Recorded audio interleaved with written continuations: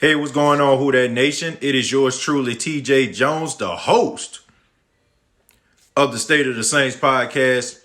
And this is a live edition of the State of the Saints podcast. And if you're watching it live or you're watching it after I finish doing it live, thank you very much for checking it out. I really do appreciate it. Hope everybody is having a good, productive day. I hope that everybody is being safe out there. A lot of craziness going on in the world right now, but nevertheless, let's just make sure we continue to show love. And, even though we're doing this whole social distance thing, make sure that, we still out here respecting everybody, man, and, treating people fairly. I just want to talk a few minutes about the New Orleans Saints. As y'all can see, the new NFL season will start at about 4 o'clock Eastern Standard Time, 3 o'clock Central. And, the Saints have made some moves. Not too many moves the Saints have made, but nevertheless, there's still some very huge moves. For example, on yesterday, the Saints signed Onyemata to a 3-year, $27 million contract, which I thought was probably the best signing that they did. I'm a huge Onyemata fan. I feel like he doesn't get the respect that he deserves as far as being one of the best defensive players on the Saints team. He always kind of gets overshadowed by Sheldon Rankins and Cam Jordan, but he does a really good job when it comes to run stopping. And I think that when he's on the field, you can really tell. I think that was probably the biggest, signing that the Saints have done this offseason so far. And they also signed long snapper Zach Wood. A lot of people, kind of laughed at that, but having a good long snapper and a guy that can, get the ball where it needs to be, and being on the same page with Thomas Morstead and also the field goal team, I think that's very, very important. And of course, Drew Brees has signed a 2-year, $50 million contract, which is considered a hometown discount because his market value was about 37. So, he saved the Saints organization about $12 million that he probably could have got out there in the open market. So Drew Brees did take a hometown discount. I know a lot of people are saying, man, he should have took some more money. It's still a little bit selfish on his part, but it's still Drew Brees. He's still an elite quarterback. He's still a future Hall of Famer. So, just because, he takes a hometown discount, we don't need to get a little bit carried away with this, So he did save the team some money, and it's going to make the team go out here and be able to get some guys that can contribute and possibly, make a lengthy playoff run and on the road to the Super Bowl. So Drew Brees is back. A lot of people asking me what I think about it.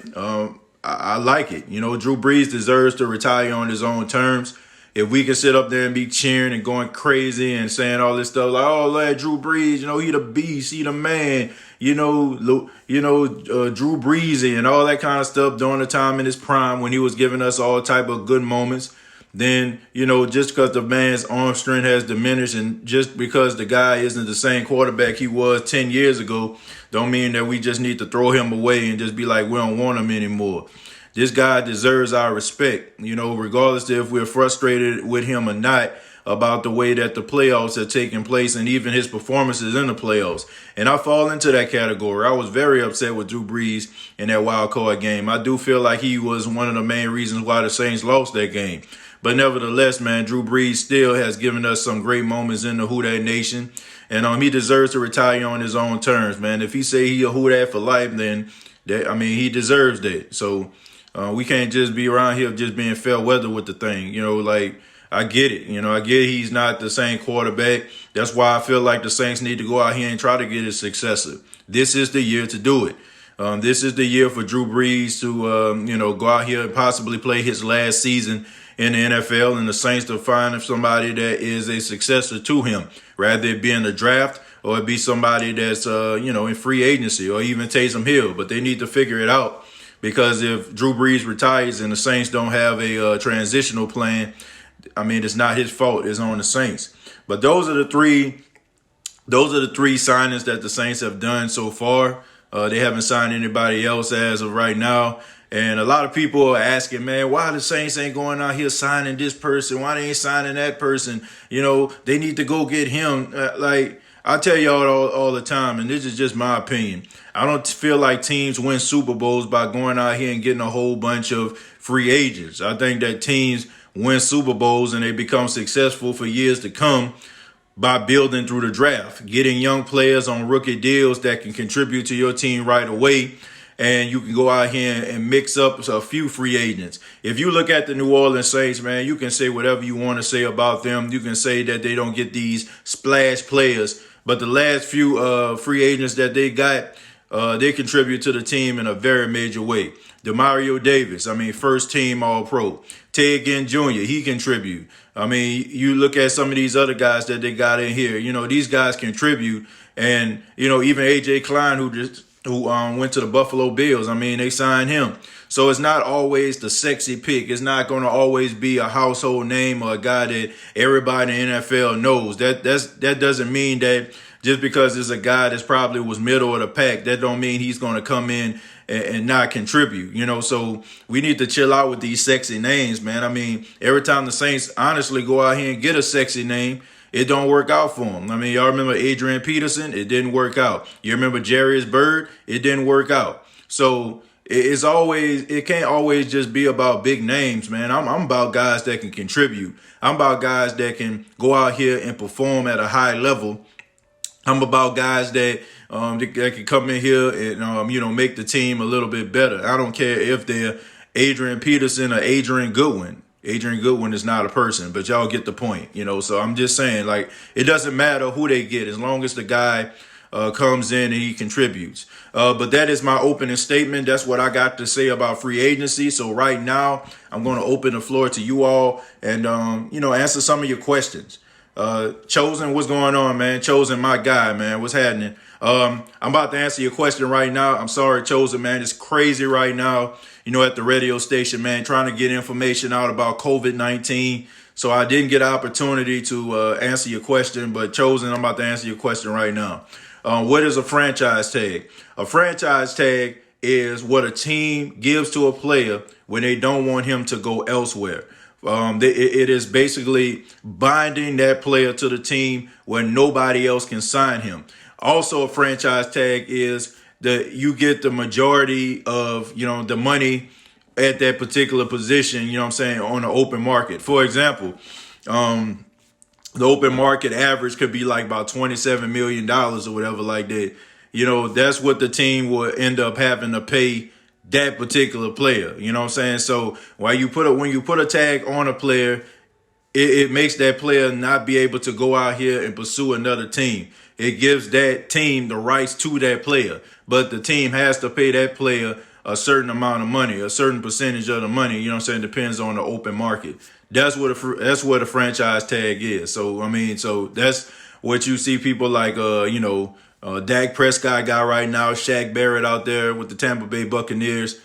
That is what a franchise tag is all about, man. So teams don't really want to be on franchise tags. Players don't want to be on franchise tags because when you put a player on franchise tags, anything can happen. It's like a year-to-year contract. So a player can go out there, he can be making a whole bunch of money, yeah, but that might be the last time he get to make some money. You get what I'm saying? So he can go out there and get hurt, and it might mess up him possibly leaving a team and, going somewhere else and getting the big bucks. So that is what a franchise tag is all about, and that's one of the main reasons why players really don't want to play on one.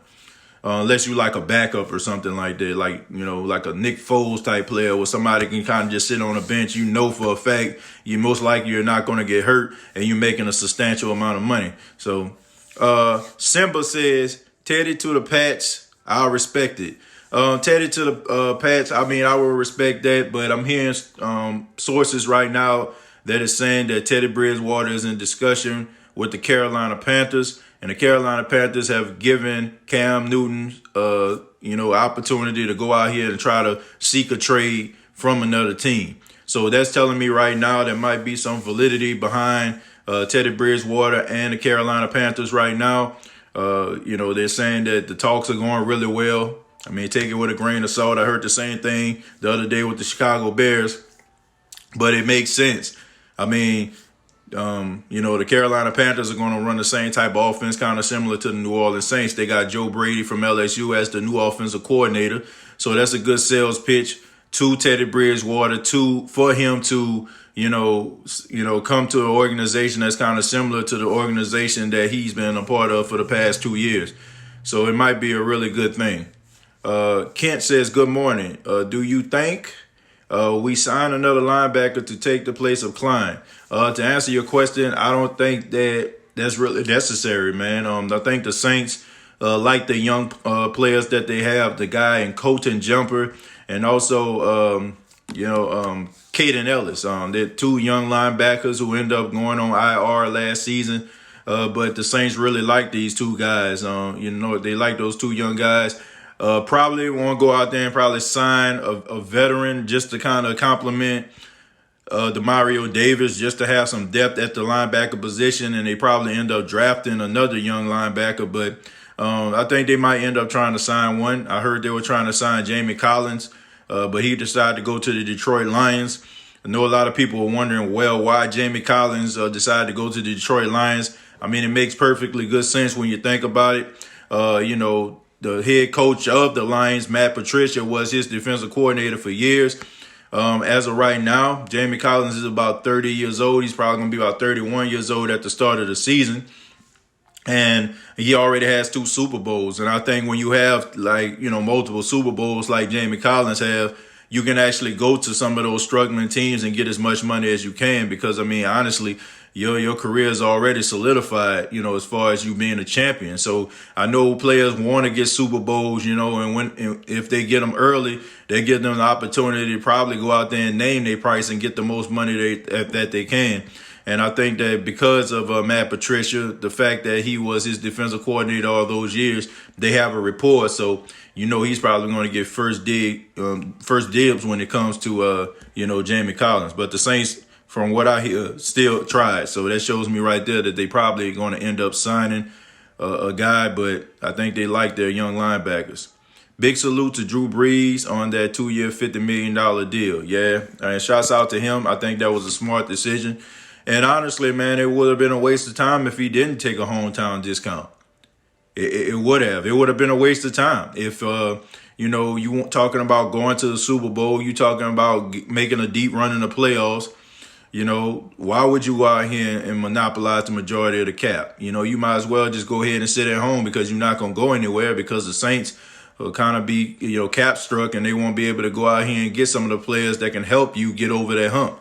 So it was probably in his best interest to take one, too. It was rather that or go sit at home and retire because you're not going to win anything. So it was a good move by him. Corey Littleton would be an upgrade. Yeah, Corey Littleton, I think he would be an upgrade. He's a really good linebacker. I think he played for the Rams a couple of years. He's a really smart guy, really instinctive guy. I like the way that he plays. But there's also some other linebackers out there. I think Dante Fowler is out there. Somebody that can be a pass rusher, probably like Robert Quinn. He's out there. Robert Quinn is a better, pass rusher in a dome, in the confines of a dome type pass rusher. That's the reason why he excelled so much when he was playing for the Cowboys and when he played for the Rams before they moved to Los Angeles.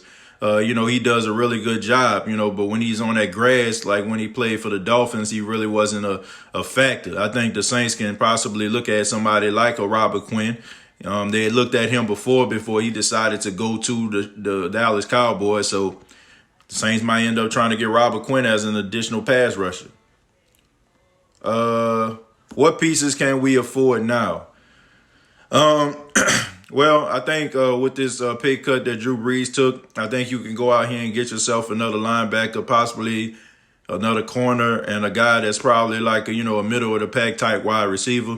For example, somebody like Ty Sharp from the Tennessee Titans. Y'all probably remember him. That was the guy that took the big hit from C.J. Gardner-Johnson in the Tennessee Titan game. Also, Geronimo Allison. The jury's still out as far as his career is concerned. He did some good things, but he didn't do enough for him to demand big money on the market. Randall Cobb, he ended up getting signed. I know people was talking about Randall Cobb before. There's also Taylor Gabriel. I know he had some struggles with injuries for the Chicago Bears, but I think we remember him playing for the Atlanta Falcons, and he did a really outstanding job there. So I think that he would be a good addition to the Saints as well. And you can't rule out Emmanuel Sanders, man. Emmanuel Sanders said that the San Francisco 49ers have not talked to him about, doing another deal with him. So most likely he's probably going to hit the open market. So, Emmanuel Sanders, on the other side of Michael Thomas, you got yourself a good little wide receiver core. And not to mention, if the Saints go out here and get themselves another young wide receiver, then you got yourself a triple threat. And then some of these things that have been plaguing us over the past few years can be over. You can have 3 good wide receivers that can go out there that can take over a game at any time. This is going to be a really good draft at the wide receiver position. And if the Saints go out here and possibly sign another wide receiver that can contribute to the team right away, I think you have yourself a very interesting dynamic. Let's see. Let's scroll down a little bit because some of this stuff people were commenting during the opening comments. What's up? Love your podcast, homie. Thank you very much, Ash. I really appreciate that. I forgot about Caden Ellis. He's good. Do you think that was enough of a discount for Drew? Yeah, I think it was a good enough, man. Like, come on, man. Like, let's not disrespect Drew Brees like this, man, and be like, man, you need to be taking $15 to $17 million, man. Knock it off, man. Like, don't disrespect that man like that. Like, we have to understand that this guy is an elite quarterback, and he didn't have to do this. Like, he didn't have to do it.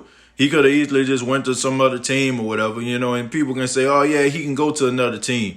But I'm telling y'all right now, man, anybody that plays sports, anybody that plays football, man, there's nothing like a quarterback that know what the heck he doing out there. Like, he's like an additional head coach or offensive coordinator.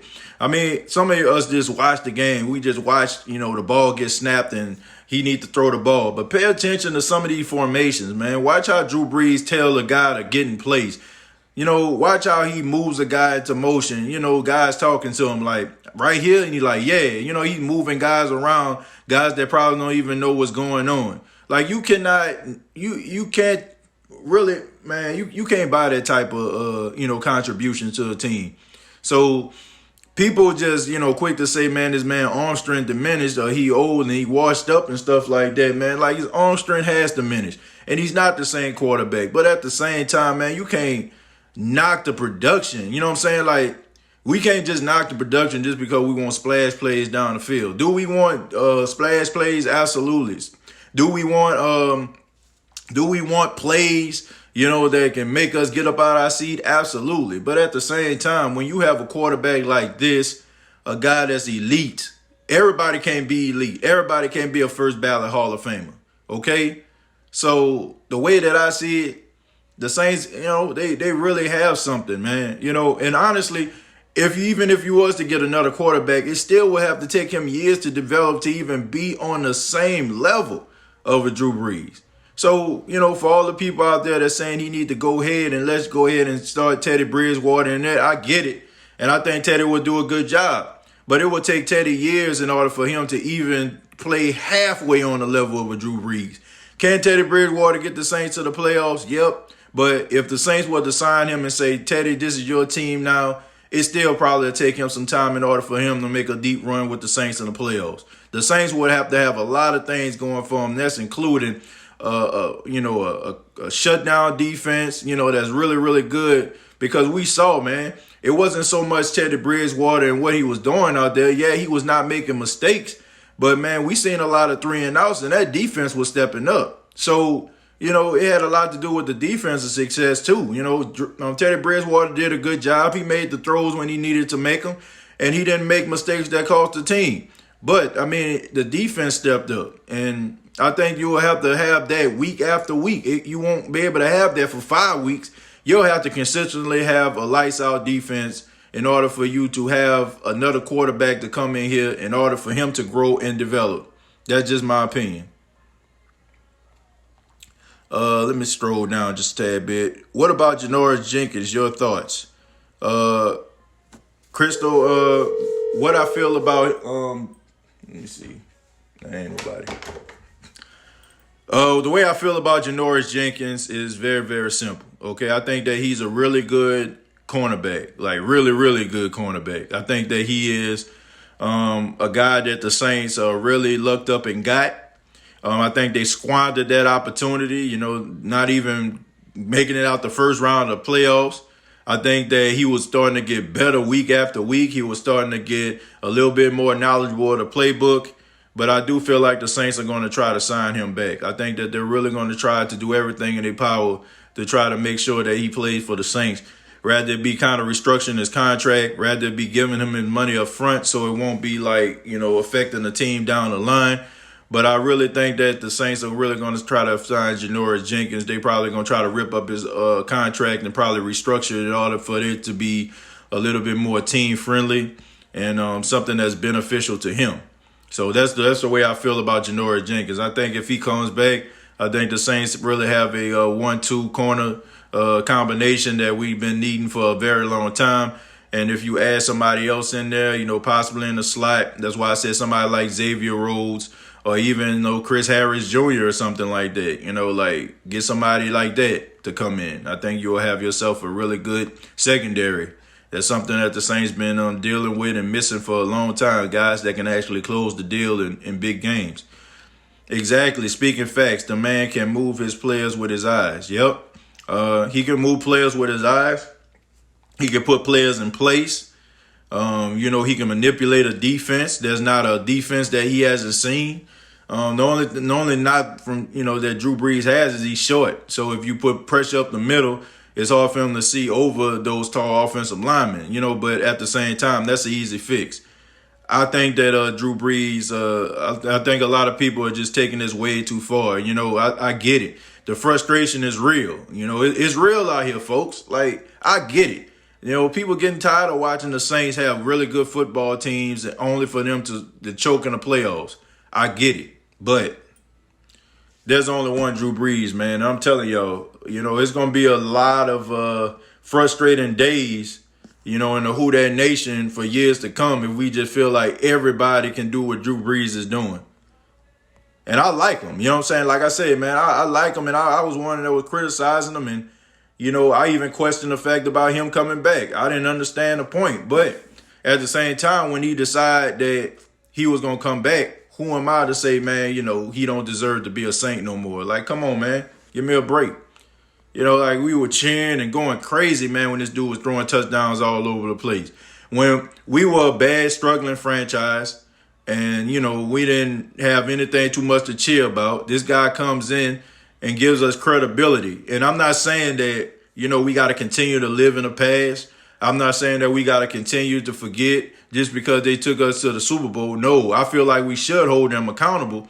But at the same time, man, who are we to say that the guy just needs to give it up just because we feel like he needs to give it up? That's not his fault. He deserves it. He deserves to decide what he's going to do with his career. If the Saints organization continue to sign him, who are we to say that he don't have it anymore or whatever? Hey, man, deserves to retire on his own terms. He does. The Saints cannot sign him, but at the same time, he deserves it. He deserves to go out on his own terms. What's up with Dez Bryant? Dez Bryant has been working out. He's been working out with Patrick Mahomes. I don't know what that all about. I don't know if that's an indication he might end up with the Chiefs or maybe Patrick Mahomes might do a little lobbying for him, but he does look a little bit more explosive than the first video he put out, right after he tore his Achilles and he started rehabbing again. He looks a little bit more explosive. He looks more in shape. He looks hungry. If I was the Saints, I'd give him a shot. What's the worst that could happen? You sign him, he goes to training camp, don't make the team. It's not like there's an open market for him right now and there's a high demand for Dez Bryant. Get him in a building. If he doesn't do anything, if he's not performing at a high level, if he don't have what it takes anymore, then, you cut him, no harm, no foul. We seen that with, Akeem Hicks back in the day. You know what I'm saying? We seen the guy that came from the Giants and stuff like that. He called Sean Payton. Sean Payton gave him a tryout. It didn't work out. So, no harm, no foul. But I think you try to get him in there and see what, kick the tires on him. Should we go after James Bradberry? James Bradberry already been signed by the New York Giants. He got a 3-year deal with the Giants. So, that's that. Everybody needs to understand that nobody can live up to the legacy Brees has set. Okay, and to expect and demand that out of another quarterback is messed up of the fan base. Well, that's the thing, man. Drew Brees set the bar so high, Aaron. He set the bar so high that anybody that's not named Drew Brees will never ever, surpass it. And I think that is unfair because, any interception that a quarterback throw, we gonna say to ourselves, man, Drew Brees wouldn't have threw that. If he overthrows a receiver, Drew Brees would have threw that at the receiver, right in stride. So as long as we are comparing quarterbacks to Drew Brees, then we're never going to go further. So I don't think that'd be fair, and that's one of the reasons why I feel like right now you might want to get yourself a transitional plan in place. You want to get yourself the next quarterback that can possibly be the successor to the team. You need to go ahead and get him in the building right now. That way he can absorb some of that knowledge and some of that decision making and get some of those what they call mental reps. You get him in a building so he can be learning right now. You don't wait and and then the next thing you know, we really want this guy's head. So I don't think that's fair to the next quarterback. I don't think we need to compare them to Drew Brees because we have to understand there's only one Drew Brees. There's only one Drew Brees. There's only one Tom Brady. There's only one Joe Montana. There's only one Steve Young. And we can say that guys are, we can compare guys to those guys. We can compare them to greatness. But, that don't mean that, they are that guy. It was reasons why we consider those guys to be special. And there's a reason why we consider Drew Brees to be special. Teddy don't know the system like Drew. He don't have to think under pressure. He just makes it happen. It took him a while, though, Cedric. I mean, he didn't come in the door in 2006 knowing the system. This is the same system he's been in for the past 14 years. And anybody that's been on a job for a very long time, if you've been with the same company for a long time, things come repetition. You can do these things with your eyes closed. But when you first signed up, when you put the application in, you did the interview, and you remember it was your first day. You didn't know what you know right now. It took time. It took mistakes. It took, years in order for you to develop your craft for a point where you became an elitist at your job. So I think it's the same way.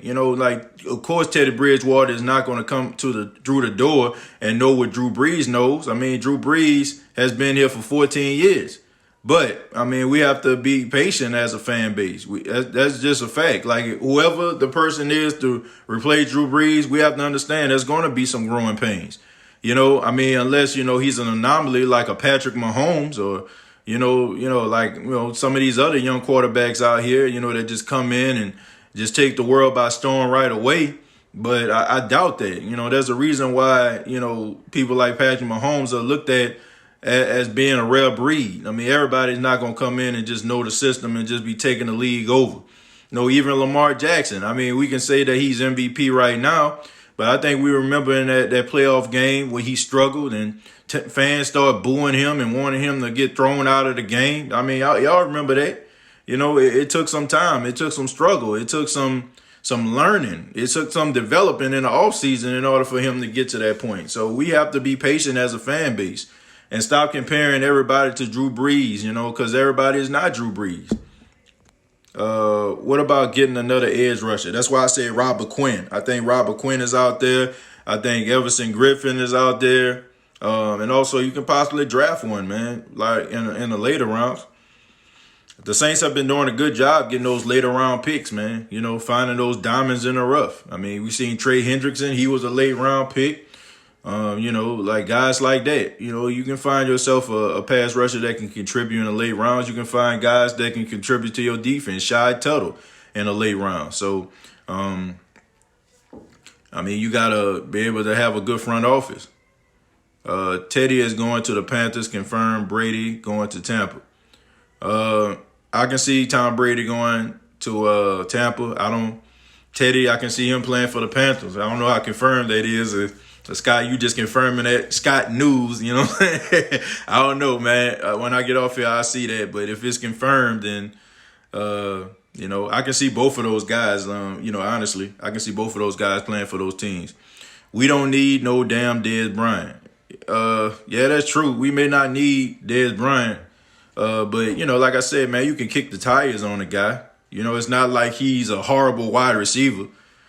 Man, we need to stop buying into what the news be saying. You know what I'm saying? Like, we need to stop doing that. Like, we listen to these, these media aficionados, and who am I to talk? I mean, y'all listen to me right now. But anyway, but we listen to these guys and we hear them criticize, these players. We hear them criticize them, and these guys are trying to put food on their table and clothes on their kids' back, by having these shows. And we start listening to them, and, we buy into what the media be selling us. And then all of a sudden we think that these guys are horrible individuals, and then they come to the team and just be upstanding individuals. That's just the way that it is. I don't think that, you should just write off Dez Bryant. Nobody wants Dez Bryant. I hate to say it like that, but it's true. Nobody wants him. Nobody wants Dez Bryant. So if you was to sign him to your team and he comes in and he has a good training camp, you roll with him. But if he goes out there, he lays the egg, he stink it up, he's slow, he's not as instinctive as he once was, then, you cut him and go in a different direction. No harm, no foul. Should we let Eli Apple walk? I'm on the fence with this one, man. In some ways, I look at Eli Apple and I think that he's a young kid, just like you see a lot of young kids, and you're probably one of those people who was like this, 24, 25 years old, didn't really have that much confidence. I'm going to speak for myself. When I was in my early 20s, I didn't have much confidence in myself, and a lot of things what people said about me, it kind of affected me. And I know that we're in like two different fields, but at the same time, man, we're human beings. And sometimes the anxiety and the frustrations of people's opinion get to us. I think as long as Eli Apple allowed the white noise to affect his psyche, he's going to always have those problems. But I think if he decides to buckle down, I think he can be a really credible cornerback. He has really good technique. I went back and I looked at Eli Apple. I looked at a few games. He has really good technique. The problem is he doesn't turn his head around. He can be like right on a receiver, but the quarterback throws the ball right at him because he doesn't have his head turned around. If you take Eli Apple's technique and you take maybe Patrick Peterson's, instincts, you'll have yourself like almost like an elite type cornerback, but I don't think that they need to put him on the outside. If you're going to keep him, I think you need to put him on the inside. He's a big guy. He's like 205, 206. That's pretty big compared to other cornerbacks who are probably like around 180, 190. He's about 6'1". You put him in a slot, I think you can have a guy that can, really do some things. I think he will really be able to bully receivers. So if they want to keep him, they might want to change his position and put him on the inside more so than having him on the outside. I know sometimes you'll, have to rotate, but I will put him on the inside more than outside. What good linebackers are still in free agency? The only one I can think of right now, man, is Dante Fowler. He's probably the best one that they have out there. He's a guy that can put his hand on the ground, and he's also a guy that can play good in coverage. Dante Fowler had some issues early in his career with injuries. He had a couple good seasons with the Jaguars. He ended up getting traded to the Los Angeles Rams. And he has some decent seasons with them, man. So I would say he is probably the best linebacker they have out there. Littleton, who's also a teammate of his, he's a really good linebacker that's out there. Martinez, he ended up getting signed. He played for the Green Bay Packers. He could have been a really good contributor to the team. But those guys right there, that's who I feel like are the best linebackers available right now.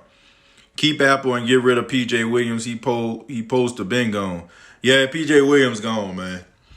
They not signing him back. That's it. He done. I can see him probably playing for somebody like the Dolphins or even the Buccaneers. I can see the Tampa Bay Buccaneers trying to probably sign in P.J. Williams, to be one of the slot corners out there. But I think he's gone. I think his time in New Orleans is up. I think it's long overdue. Don't know why he stayed with the team as long as he did. I don't know if he know where the bodies are buried or he got some incriminating footage on Sean Payton or Dennis Allen or something like that. He said, if y'all cut me, I'm exposed it to the world. I don't know if he hacked into their iCloud and got some of these pictures. I don't know what's going on. But I do know this. P.J. Williams needs to be gone. I don't think that we need to see P.J. Williams no more in a Saints uniform. He had some splashes, and I don't even want to say splashes, man. He had a few drizzles every now and then. You'll see him make a play, a good tackle. You'll see him pick up a forced fumble. You'll see him catch an interception for a touchdown. But all in all, the guy used to get smoked like brisket, burnt like a biscuit on a consistent basis. He has no recovery speed whatsoever. If you put him on the outside, he's just going to be victimized time after time. It's like playing Madden on rookie every time he's on the outside. P.J. Williams is, I'm pretty sure he's a good guy. I follow him on Instagram, Twitter. He always has some, great things to say. It seems like he loves life. But at the end of the day, this ain't a good guy contest. You know what I'm saying? It's about, can you play? And to be honest with you, when it comes to the cornerback position, nah, bruh, that ain't it. Let's see. What wide receiver prospect do you see us picking up in the draft? I see us picking up Henry Ruggs III out of Alabama. Justin Jefferson won't be there. I think he's probably going to end up going to the Philadelphia Eagles because they're kind of over Alshon Jeffries. I can also see us getting Ayuk. Ayuk out of Arizona State. Brandon Ayuk, by the way. Y'all can look him up, Brandon Ayuk. And I can also see the Saints possibly getting Laviska Shenault, out of Colorado. Those are the guys that I feel like the Saints are going to be able to pick up. You can throw T. Higgins in there also. But I feel like T. Higgins is a little bit too much like Michael Thomas, so it's like you'll have Michael Thomas and then Michael Thomas light out there. I think you need somebody that has an interesting dynamic. As good as Michael Thomas is as a pass catcher, I think that his lack of speed kind of prohibits him from really standing out. Even though he catches everything Drew Brees throws to him, the Saints still need that receiver that can run all the routes, that can get separation, and also make some guys miss to get those big plays. That's what I think the Saints are missing. You get that with Brandon Ayuk. You definitely get that with Henry Ruggs III. So those are the guys that I feel like. Laviska Shenault, he's more like Deebo Samuels to me. So I think that's a plus. Who you rather have, wide receiver with speed that can catch or a receiver that don't have that much speed but can catch? Justin, I'm going to be honest with you. I'd rather have a receiver that can catch that don't have that much speed because in reality, those are the receivers that last for a long time in the NFL. The guys that run like the 4.2s, the 4.3s, they don't last long because once that speed starts to diminish when they start getting 29 and 30 years old, the thing that brought them to the show, they can't do anymore, so they end up getting cut and be out the league by the age of 30. But when you have a guy that's a fundamental guy, a guy that can run all the routes, a guy that catches all the passes. For example, you look at somebody like Larry Fitzgerald. Larry Fitzgerald played in the league since, I think, like 2003, 2004 or something like that, if I'm not mistaken, came out of Pittsburgh. Wasn't a blazing speed type guy, but he caught everything that you throw at him. And then once he started to get older and he started to slow down, Bruce Arians went to him and asked him, can he get in the slot? And he's able to continue his career because he humbled himself. He got in the slot and he can run all the routes and he still has good hands. Good hands keep you in the league for a very long time. Good route running keeps you in the league for a long time. Speed doesn't keep you there. Mike Irvin said it best. You look at the Hall of Fame. You look at all the wide receivers that have been in the Hall of Fame over the 100 years of the NFL. None of them ran a 4.3. And I just leave it at that. We need some head-turning corners. Yeah, we definitely do. We need some instinctive corners too, Joseph. I think that's something that the Saints struggle with. These guys are about technique. You don't have guys that are trying to make a play. I got to go back to another Hall of Famer, Deion Sanders. Deion Sanders says, 5% of cornerbacks, they try to make a play. 95% of them play not to get beat. You have a lot of guys on the Saints team that just don't want to get beat. And that's something that they struggle with. You know, they worried about staying in front of the man. They're not thinking about jumping in front of him. That's why I got appreciation for people like Troy Polamalu and Earl Thomas, Eric Berry when he's healthy. Bob Sanders, when he was healthy. These guys were trying to make plays out there. Ed Reed, these guys were trying to make plays. They were trying to get the ball turned over, so get the ball back to their offense. That's what the Saints need. You need somebody that's fearless out there that will make that mistake. And I'm pretty sure if you play sports, if a coach see what you're trying to do and it don't work out, you trying to make a play or something like that, he'll forgive you, man, if he see what you're trying to do. So I think that's what the Saints lack. You got to have that instinct, and you got to want to be great, Get rid of Manti Te'o and P.J. Williams. Well, Manti Te'o, he gone anyway. The Saints kind of just signed him to a one-year deal, or in this case, like a few game contracts. So he's not contractually obligated to the Saints anymore. And P.J. Williams, I'm pretty sure he's going to be gone. Have you checked out Omar Bayless? No, I didn't check him out. I didn't check out Omar Bayless. I got to check that out, Justin. Will Drew be able to get Ruggs the ball downfield? See, that's the thing, Curtis. It's not about getting the ball down the field, as far as with Henry Ruggs. See, we look at Henry Ruggs as just being a speed guy. I look at Henry Ruggs as a guy that can run all the routes, who has speed. Okay, so it's not just about running 9 routes. Now, to answer your question, Curtis, can he get the ball down the field? I'm going to give you a respect, man, because that's your question. Probably not. Probably not going to be able to get the ball down the field.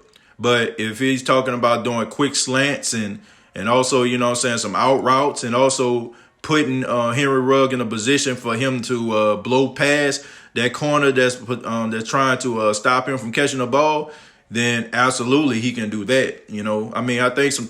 I think a lot of people get Henry Ruggs kind of misconstrued. They just think that he's just a fast guy that just run 9 routes. This guy can run all the routes. And that's what kind of separates him from guys that have a whole bunch of speed. Normally when guys have a whole bunch of speed in the league, they're just really fast, but they can't run routes. And coaches start to get with them and they develop, and then they start to get better. But this guy's coming in with elite Olympic type speed, and he can also run all the routes, which is very rare. You think we should go for another safety, especially if we lose Von Bell? Kirkland, I think the Saints need to get another safety, but I don't think they need to get one in the draft. I like C.J. Gardner-Johnson. I feel like he's an upgrade from Von Bell. I was having a conversation with my brother. We was on the phone, and we were talking about the Saints free agency, and Von Bell's name came up. And we were just talking, man, and, Von Bell is one of those rare guys that if the Saints were to not re-sign him, you would understand. If the Saints, do sign him, then you'd be like, okay, man, what's going on? You know what I'm saying? Like, he's not bad and he's not good, okay? He does a lot of good things. He does a lot of bad things. It's like he's one of those guys where no matter what the Saints' decision is, you will understand it. Von Bell, to me, he's a safety. Like, there's nothing special about Von Bell at all. Von Bell is not a special player. He's a good player, but he's not special. He's a guy that, let's just say, for example, you got a pickup team going on at the park. You got a friend who always get picked. He's not the best football player. He's not the fastest guy out there, but if you throw the ball his way, he might knock it down. Ball might tip up in there. He might catch it. That's kind of like what Von Bell is. But when you look at C.J. Gardner-Johnson, I can see C.J. Gardner-Johnson with a C on his chest one day. I can see C.J. Gardner-Johnson like being the face of the Saints defense one day. He has that type of passion. He demands greatness. He's a good kid, and he's only going to get better. And he's a guy who wants it. And I feel like that's something that Von Bell never showed me. Von Bell showed me some good plays.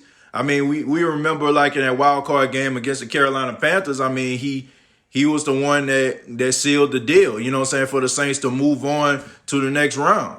So I mean, I see things out of Von Bell. I mean, the forced fumbles. He got his first return for a touchdown this past season. I mean, he led the team in forced fumbles. I get it, but I mean, there's nothing really special about him, man. I like him, and if the Saints re-sign him, I wouldn't be mad. But there's nothing special about Von Bell. He's just a safety. He does his job. That's the only thing I can say about him. Let's see what we got here. I'm a big fan of Sheldon Rankins, but he's yet to get through even half a season without suffering a serious injury. Should he take a backseat to someone like Tuttle or even Edwards Jr., who's made the most out of his opportunities this past season? Aaron, not ready to give up on Sheldon Rankins yet. When Sheldon Rankins is on the field, he is the best defensive tackle the Saints have. I understand it, man. The frustration comes from him being injured all the time. You're absolutely right, Aaron, but he's still the best defensive tackle the Saints have on that team. Shy Tuttle is coming, but Sheldon Rankins is definitely one of the best defensive tackles in football when he's healthy. He's a guy who had 6 sacks before he tore his Achilles. He was up there playing and ranked among the best. I think he was maybe like 3rd at his position. I think the only people that was ahead of him was Fletcher Cox and Aaron Donald. So if you're 3rd on the list of those guys, you're doing something very, very special. Sheldon Rankins, he does need to stay healthy, but I don't think that you need to replace him with Edwards Jr., who I've known this guy since he was like 15, 16 years old. He a good kid. And Shy Tuttle, who I think is a good kid as well. He does a lot of good things too. He's coming, but he's not there yet. He's not on the level of a Sheldon Rankins just yet. But I get your frustration, Aaron. It makes a lot of sense, but I'm not ready to give up on him yet. Good defensive tackles and guys that can run stop are very hard to find. That's what I told someone the other day. We on the same page on that. But first round, I'll go defense. First, repair cornerback. First, protect the cornerback or offensive line. Then go after the toy offensive lineman, wide receiver, and running back. First off, Justin, I don't know about the cornerback in the first round. I don't know about that one. I'm gonna let you have that one, man. You're entitled to your opinion on that one, my brother. Linebacker, I get it, but honestly, we got enough young linebackers on the team, Justin. We need some balance on the linebacker, at the linebacker position. You need some guys that's some seasoned veterans that these young guys can learn from. There's the guys that have been in the foxhole, for quite some time that can actually help these young guys transition and become better pros. Offensive linemen, I think you do need to get a little bit younger with that. Andrews P was a young offensive lineman, so I think you do need to draft yourself another offensive lineman if you can't keep Cameron Tom, which it don't look like the Saints are going to. Wide receiver, that is a position, Justin, that you can get in later rounds because this is a very high-rated wide receiver draft once again. And on the running back position, I think that you need to possibly go out here and get yourself a running back that is already in the league right now. Your thoughts on Traquan Smith, Emmanuel Butler, and Lil Jordan starting? Traquan Smith, I think he still is a starter on the team. Probably like a third string or even like a rotational guy. Emmanuel Butler, I haven't seen much out of him except a whole bunch of working out on Instagram. Looks like he wants it. Lil Jordan, hard for me to say anything about him too because when he was in a game, they didn't throw him the ball, but I can say he's a really good blocker, which is probably the reason why the Saints kept on activating him over Emmanuel Butler. Being a blocker and a wide receiver is a really huge deal, folks, especially in a running game. I can't stress that enough. I know we look at guys like, man, they ain't throwing them the ball, but sometimes these guys are in the game because they're really good blockers. They're above average blockers. Was asking about Drew mainly, not about Ruggs. I get it, Curtis. But, yeah, to answer your question, man, I don't think he'll be able to get the ball down the field. Keith, man, what's going on, Keith? Man, I ain't hear from you in a while, man. They need to make sure they don't bring back Eli Apple. I don't know, man. I don't know if they're gonna bring him back or not. But I will say this, when teams trade for a guy, they be trying to keep him. Do we need a running back? I think we need another running back because I think Dwayne Washington gonna hit the open market. So I think you do need another running back, but I don't know if you draft one. You maybe can get yourself a undrafted free agent running back, and he might pan out. But as far as like going out here, getting like a veteran running back, I'm kind of down with that too. But it depends on who it is, and the guy has to be pretty young. I don't want no guy that's probably been in the league like Devontae Freeman, who talked all that noise, talking all that trash about the Saints. You sign a 3-year contract and you only make it to year one, my friend. Well, no, you sign a 5-year deal and you don't even get past the second year. Excuse me. So like I said, I'm not really big on guys losing their job, but I just don't like Devontae Freeman, man. I don't like him at all. I think that guy is like arrogant. He's smug. He only had like one good year. He like to talk trash to Saints fans, but his team ain't did nothing at all. Okay, so good luck to him, man, wherever he go. Probably going to end up playing for the Browns or some other team that ain't going to make the playoffs like the team he went to. But anyway, I think they need to get Jefferson from LSU. He probably going to be gone, Keith.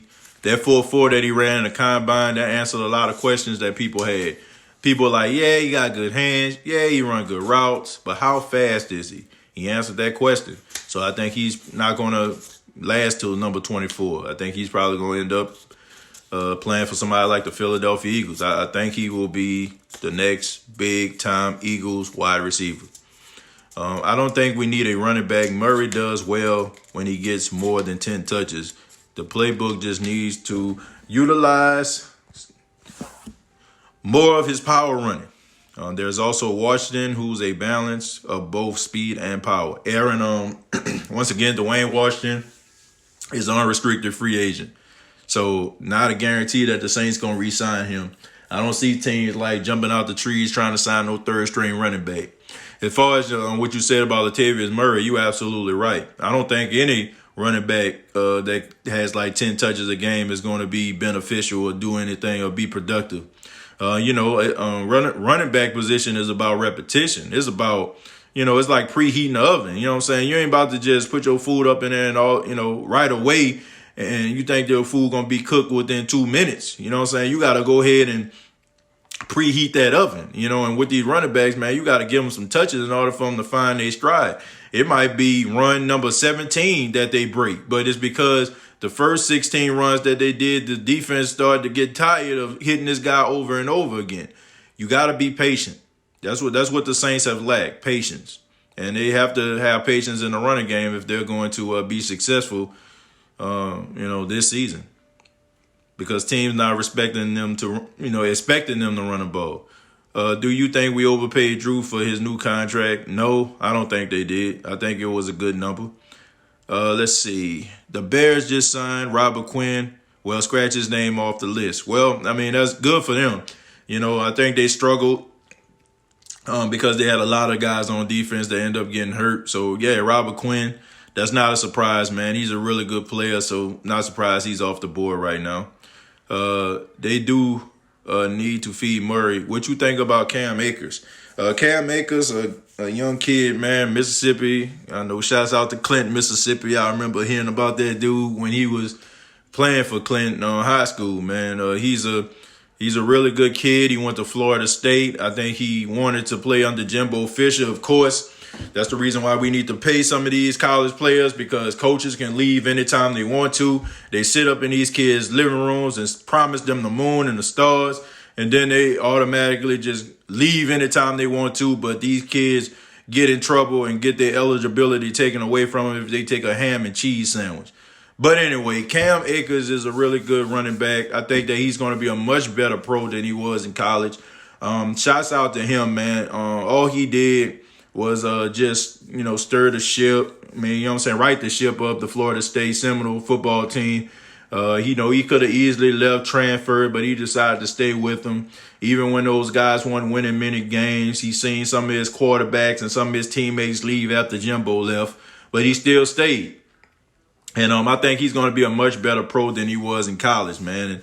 And that might have worked out in his favor, man, because how trash and how hot garbage the Florida State football team was, it actually kind of saved him some shred on the tire. But I think he's going to be a really good running back, and somebody's going to have a really good addition to their team. He's not going to be one of those guys that's going to be in the first 2 rounds. He's probably going to be like 3rd or 4th round. So if he's there, I think the Saints may need to pick him up. I mean, he can catch the ball out of the backfield. He can run between the tackles. He's a guy that can break some tackles. He can get yards after contact. So I like him. Is it me, or does it seem like we aren't making the moves in free agency? Mike, I don't think it's about free agency. I don't think the Saints ever really just made moves in free agency. Like the Saints always just get guys that, man, they just get plug and play guys. They get guys that they feel like are beneficial to them. It's not about going out here and trying to get the sexy, exotic pick. It's about getting guys they can plug in that can be contributors to the team. And I can't even doubt the New Orleans Saints when it comes to free agency, because 9 times out of 10, the guys that they get, out of free agency, they always come in and they contribute in a big way. So I don't have a problem with that. I don't think that you need to go out here and be getting all these household names just because their names are, somebody that the whole entire NFL and the whole entire sports world is familiar with. I'm fine with that. You consider Klein a big loss. Keith, do I consider it a big loss? No. Do I consider it a loss? Yes. AJ Klein is a smart linebacker. He's a short tackler. He's a guy who worked really well with Demario Davis. Those two guys combined didn't really make those many mistakes. You can always count on AJ Klein being where he needed to be. And I think the Saints, for what it was all worth, got a lot of production out of AJ Klein. But, AJ Klein deserves to go out here and get some money, man. He deserves to go out here and play for a team that's want to invest in him. I think he kind of figured that the Saints were trying to move into a different direction. I think he felt that. And, good luck to him in Buffalo. I think that he's going to do a really good job. Sean McDermott is a defensive mastermind. We know what he does with the Buffalo Bills as far as what the defense is concerned. Just waiting on that offense to do that. But, of course, they got Stephon Diggs now. That's a step in the right direction. And you got Montgomery, the running back. Singletary. You got Singletary, the running back, going into year 2, learning under Frank Gore. So, you got a good veteran, young dynamic going on in Buffalo. All it takes is just for Josh Allen to develop as a quarterback. And Buffalo can possibly make the run. AFC East is wide open right now. No Tom Brady gonna be there, unless he signs with the Dolphins, which I highly doubt. But the AFC is wide open. Why not the Buffalo Bills? What would you rate Pete on a 10-point scale? Depends on the position that he's playing. At the guard position, on a scale of 1 to 10, I rank him at about a 5. I don't think that he has that type of aggression. See, the thing about it is, man, like if you're going to play the guard position, you got to be able to, you got to be crazy, like you got to be intense. I don't get that from Andrews Pete. Andrews Pete is not like an intense individual. You look at the offensive lineman, the guard from the Indianapolis Colts, man. You look at that guy. That guy's a beast. Like he's out there, man. He's tough. He's rough. You look at people like Brandon Sheriff. He's rough. He's tough. So on a scale of 1 to 10 at the guard position, I would rank him a 5. At the tackle position, I'll put him at about a 7. That's his primary position. That's what he played when he was at Stanford. He was a left tackle. But the thing about Andrews Pete, he can name his price. He played the guard position. He played the tackle position. So a team can sign him to be their left tackle, and he can get a lot more money than being a guard. So on a scale of 1 to 10, guard position, I'll give him a 5. At the tackle position, I'll give him a 7. And he's going to be a left tackle 9 times out of 10 with somebody, and he's going to do a really good job. And he's probably going to be one of those guys that play in the league for a very long time. I can see Andrews Pete playing in the league at least about 13, 14 years. He's a good kid, man, smart kid, and you don't play every position on the offensive line if you're not smart. Kiko is better, in my opinion, when you consider long term. He just needs to stay healthy, and Davis can bring him up. Aaron, that's a good point, man. I forgot all about Kiko Alonso. Kiko Alonso is a really good linebacker. He was Defensive Rookie of the Year. He came out of Oregon. He's a guy that can fly all over the field, but like you said, he's always injured. When he's on a team, he is a guy that contributes. He is a guy that can be sideline to sidelines, and he will knock somebody out. You know what I'm saying? Like, he's not afraid to do that. You probably seen him almost knock Joe Flacco out cold. I know they have that funny video of him picking, I think that was Taylor Gabriel up when he made the tackle or whatever like that and carried him about 20 yards. So Kiko, man, he's a tough guy, man. He just got to stay healthy. What do you think about the Saints drafting 2 receivers first round and maybe find diamond in the rough in the later rounds? I can see that being a possibility, Kirkland. But I think when the Saints probably look at it, they're happy with the receivers that they have. Make no mistake about it.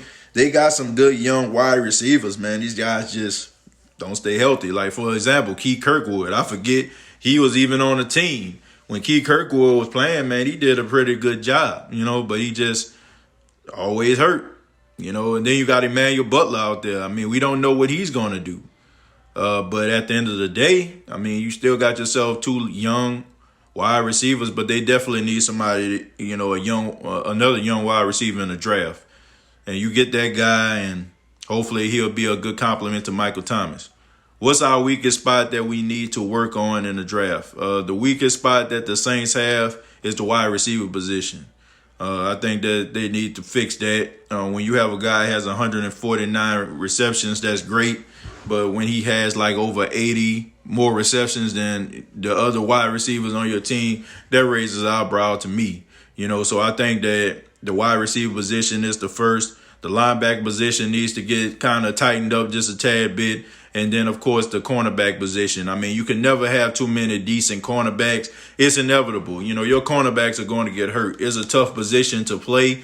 Guys, going up in the air, they jumping, they have to make tackles. Anything can possibly happen. So you need depth at the cornerback position. So that's a position that I feel like is a need as well. But the weakest position, without a shadow of a doubt, is the wide receiver position. I think I answered everybody's questions, but I want to say thank you all very much for checking out the State of the Saints podcast. I will be giving more information as it comes in pertaining to the New Orleans Saints. Hopefully the New Orleans Saints get another wide receiver free agent. I'm looking at the guy Ty J. Sharp, or whatever his name is. I just know his name is Sharp. From the Titans, I can see him playing for the Saints, probably Geronimo Allison.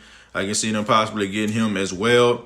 But whoever the Saints get, hopefully it's a guy that can contribute to the team and be beneficial to the success of the team.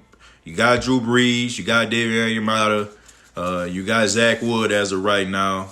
So I'm interested to see, how, offseason is going to play out. Alvin Kamara, he might sit out. Might not, play because he wants to get a long-term deal. Marshawn Lattimore might do the same exact thing. Hopefully these guys won't do that. But that's just the way the game is played. This is interesting right here, man. This is very interesting. It's going to be a brand new NFL season. Tom Brady. Not going back to the Patriots. That's huge. Stephon Diggs in Buffalo. Hopkins. That's the one that shocked me. Hopkins going to the Arizona Cardinals. Unbelievable, man. But I'm interested to see how this season is going to play out. This offseason is going to play out. And once again, the State of the Saints podcast is your place for all things New Orleans Saints. Any trades, any signed deals, you will get on the Facebook page of the State of the Saints podcast, and you will definitely get videos, about these free agents and these signings. So thank you all very much. I need to get back to work. You all be safe out there. Be careful. Don't let the news drive you crazy, and just, try to continue to live your lives the best way you can as of right now. Till next time, all I got to say is, who dat?